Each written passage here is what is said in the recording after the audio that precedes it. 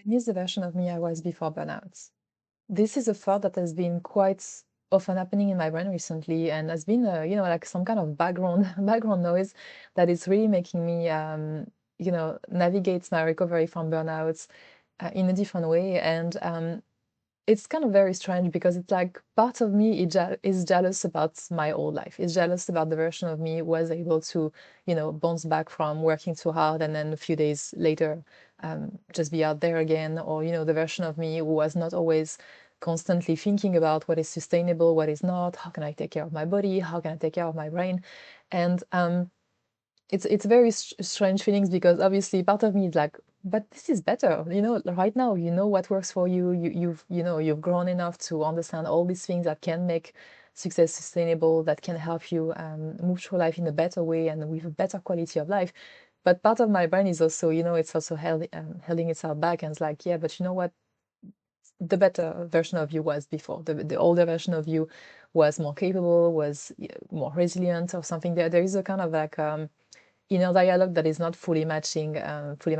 Yeah, in some way I'm very confused right now in my brain, and I'm sharing that today because you might also be in this kind of phase where you're also burning out or recovering from it, and you are wondering why you have a different vision of yourself, different way of connecting with yourself. And I think this is something that is not talked about enough in burnout recovery. Sometimes it's just, oh yeah, you need to rest and take care of yourself, and then it's like the version of you that burned out is going to be the same afterwards. You just needed a break.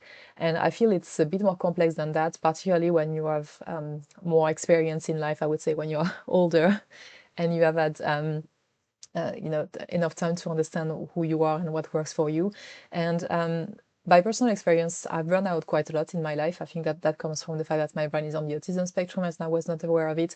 But I can point back to multiple times where I burned out. Like for instance, I was doing a PhD when I was younger. I think I was around 22, 23 when I did my first year of PhD, and I burned out, which was just an accumulation of moving abroad in a new country, having a few financial issues, being close from a few students there that all left suddenly, so I was left alone at some point.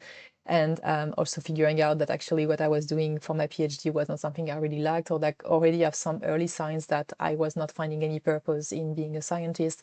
And all of this at the time led to a proper burnout. I did not take a break, but I was really on the depression side, and it took me months to bring myself back out of it. But I kind of still recover from it, and I kept going basically. And knowing that I did not want to do more science, but I was still in the process, and I still went the same way than before. And then a few years later, I was in a job that was very demanding, and at some point I decided to take a break and not renew my contract. And I did not burn out really there, but I think I was going towards it. And because I had the kind of early signs that I noticed for my PhD, I was like, okay, let me stop before that happens and take a full break. And I was already in this process. I need to figure out something else for my life, something that gives me more purpose. But I just ended up going back after that to the same type of industry because I feel, yeah, my brain was like, okay, you already know how to do that. Why are you trying something different where you have no guarantee? And then, so I did this work for 2.5 years, and then I had the chance to discover that I actually like coaching, so I went for it. And in the second year of this coaching business, I also burned out because for multiple reasons. First was I went too fast, too much directly. So I really, I started as a coach very quickly, but then I got the first client very quickly, and I was at the time figuring out how to coach people, how to do the marketing, how to do the sales. There are like so many things I was trying to juggle at once that on the second year, when things started being a little bit slower, then my body was like, okay, it's time to take a break, and that kind of started crashing quite badly. So thankfully I was in a business, so I could manage my time the way I wanted, which was helpful for the recovery. Um, but it was already sign that I was still doing the same thing that I had been doing in the corporate world, in the PhD, and all these things, that I was still not really taking care of myself the way that I needed. And I think I was still in this phase where you have the intellectual. Sorry, let me just take a break there. Always have water with you when you're when you're doing videos. And yeah, I was still in the I had the emotional, sorry, the intellectual knowledge. I was like, I keep burning out, so there's probably something that is not working for me there. But I did not really have yet the emotional understanding that was strong enough to make me want to really change my life and have a look at things differently. And when I stopped the coaching business and I went back to a normal job, um, which unfortunately meant going back to an office and going back to working with teams, etc. And then I had a proper autistic burnout this time, which was a little bit more acute and intense. But this was really like the final the final strike for me in terms of burning out, and yeah, and just really having to really think strategically about what I do with my life, how I do it, how I help my nervous system, my brain, and I felt like, I was not able to perform anymore. Like between the coaching that really helped me build more self-awareness and the reality of what I was facing, it was like I could not perform anymore. I could not pretend that where I was working, the way I was working were actually suitable for me. And I think this just made like this repeated burnout just made things like harder and harder every time. And I think I really miss not necessarily that old version of me was, before the PhD or even after the PhD, completely capable of recovering quickly. What I miss is maybe the ease. It's the not having to think about what I'm doing, how I'm doing it, and just going with the flow and following life and having this kind of carefree type of attitude. I think I also miss the fact that I was able. Somehow, I think that my brain was sharper. I was able to make better decisions, faster decisions, execute faster. There is a kind of a sense that I'm lacking a little bit of capacity or intelligence. Not really that, but it's just I feel less confident in who I am maybe than what I used to be, which is a bit weird because with age normally you get more confidence in who you are, because you understand yourself better and you can see different strengths and different size parts of you that are a little bit more developed. And so there is this kind of like um, yeah, just kind of nostalgia, which is not very healthy for that old version of me who could recover fast and just ignore all the signs. And yeah, now I can't. Now I have all the awareness. I know that my brain is on the neurodivergent spectrum. I know that I've tried to be in a corporate environment, to work in an office, and it didn't work for me. I've seen the cost. I've seen how much it costs me to, even just perform or having to adapt myself to a different agenda from different people. And I think this part is still for me hard to navigate. That's probably why my brain is like, it was better before. And honestly, I'm like, even saying that out loud, I'm like, it was not better before, because when I was in the PhD and burning out, I know how depressed I was. Like life was horrible there.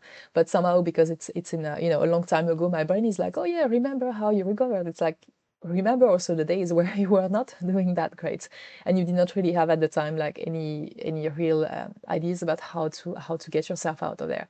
And so it's like, my brain is also creating a very nice story about how I was better before, but actually it's not really true. It was just, pieces of understanding myself better that suddenly I've come to the point where I cannot ignore it anymore, and I cannot pretend that the old ways I was handling my life are still working.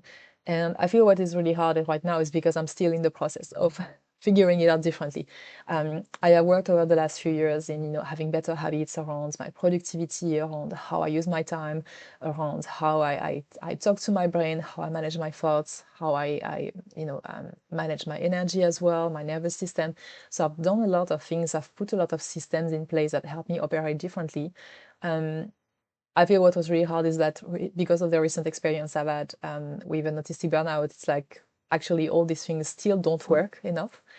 And yes, there's still question marks about actually, am I doing enough? Do I need to do more? Do I need to do differently? Or is it just that maybe it still feels hard right now because I'm still building all these habits and they are not yet completely anchored in me, so they feel like I'm still playing a different life rather than actually living my best life. I think there's maybe a disconnect there in the middle of what actually that can look like. And yeah, I feel it's like even with being a coach is even worse because I'm even more aware of where I can do things differently and holding myself accountable. So I think it adds another layer of like I can't pretend to be innocent and not understand what's happening, because yeah, I actually do. So yeah, I think it's also right now just trying to give myself the chance to let these habits take their place and really believe in them and really, yeah, let them develop. I feel it's also, for me right now, it's more thinking about what actually do I really miss? Because what I miss is, the version of me that is playful, or the version of me that is naturally curious, or the version of me that is very decisive, or the version of me that is, like kind of carefree a little bit and not overthinking things all the time and not, planning things all the time. And I feel it's like this version of me can exist in this current life with different habits and more sustainable habits. This version of me can exist.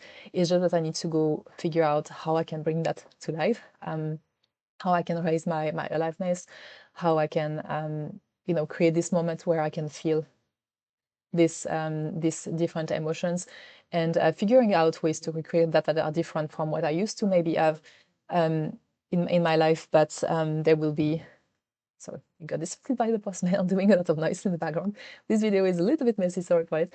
And yeah, just kind of having to think differently. Sometimes I also miss the fact that I used to be bold or more reckless, so I would do more decisions without thinking, hey, actually that's sustainable, and just go for it. And doing this YouTube challenge and daily videos is actually part of it, is me like finding different ways to prove to myself, hey, you can still be that person, you can still create that version of you that you miss. What exactly do you miss about yourself? What are the best parts? And find opportunities that can show you that this version of you is still there, but it's still there and it can stay there longer, which is also the goal here. And yeah, I think it's also giving it a bit more time, because I feel when you are in this kind of transition periods where you're still figuring out, how to change your life for the better, or how to, what was your identity before you burn out and what is your identity now that you burn out, and you have the knowledge and you have all the reasons to change. This process of change is going to take time, and sometimes your brain just needs you to be consistent, and your brain needs you to be, okay, let's keep doing this, and then let's make sure that you notice if there is success or not. Because then the brain is like, okay, it's a different version of you, you're trying different things, different habits. That's not the whole version of you, but actually it seems to be working equally well or differently and even better. So that's when the brain can start relaxing a little bit and stop sending me these thoughts about, hey, I used to be better when when I was younger and not burn out yet. So yeah, it's just yeah, I don't think really, if I, as I'm talking through that, I don't think really I miss the whole version of me. I just miss the his. I just miss the fact that I didn't have to overthink things and overplan and anything. But I also see, actually, this is not this is not super healthy. What's going to be healthy is having taken all the lessons from the past burnout and putting them into practice now, because now I have the strong emotional knowledge that I cannot keep going the same way. And having this kind of like inner fuel to actually change things and stick to them and turn that into my new reality is going to be healthier than being jealous from the old version of me that had it easy. At least looking back, I think it was easy. And yeah, I just really would like one day to be able to tell you, okay, I was smart enough to take all this burnout experience and transform myself into a different person, not changing who I am at the core, but just changing the way I operate and the different systems I have around me, to actually make sure that the best version of me that is really happy, really alive, is coming out every single day, and is doing it in a way that is sustainable, so I can bring it to the world, yeah, whenever I want it. So yeah, that was my reflection on that topic. If that resonates with you, and you're also in burnout recovery, or you've been through that, and you also say, yeah, my identity changed, and I was really stuck in this place of, I thought the old version of me was better or had it easier, let me know, because I think we need to hear that from more people. And I see you tomorrow for another video.